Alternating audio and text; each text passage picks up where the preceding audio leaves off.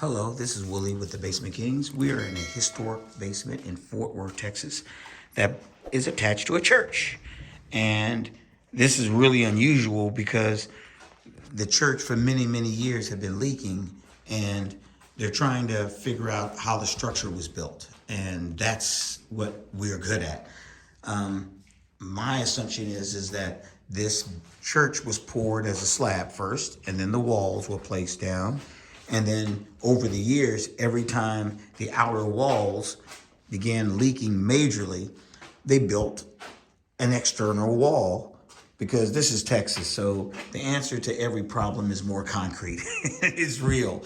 So I believe that what they did was they built this seating area and tried to go all the way up against the wall, which is almost 2 feet that they just took up of the room. It looks like a bench going all the way around from one side, and it isn't on the other side. See, here's the back wall where there's a crawl space, and it's not there.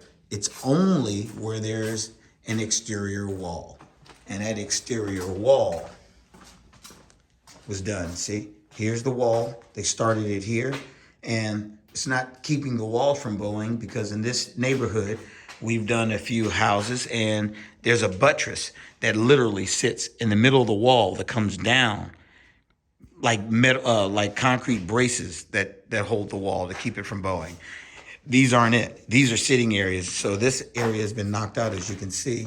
And as you can see, look at the wall. The wall is different from here versus the areas that has already been knocked out. And see the water? See, the water collects automatically over here. So this whole area was built just to be able to handle, to take care of the water. So what we're going to do is we're going to knock this out, and we're going to make it part of the room again and give them that portion of the room. And we're going to seal it and waterproof it and make sure that it never leaks again. First thing we have to do is remove this off the wall. This is liquid nails, dry lock, and other types of waterproofing that was placed on it. And we'll remove that first because waterproofing will need to crystallize, and paints, adhesives, epoxies, resins, sealers, none of it will be able to remain. So we have to clean that first, and then we will be able to seal and waterproof this basement, and it will be unrecognizable when we're finished with it. So now you've seen the before, so let's get busy. Hello, thanks for watching.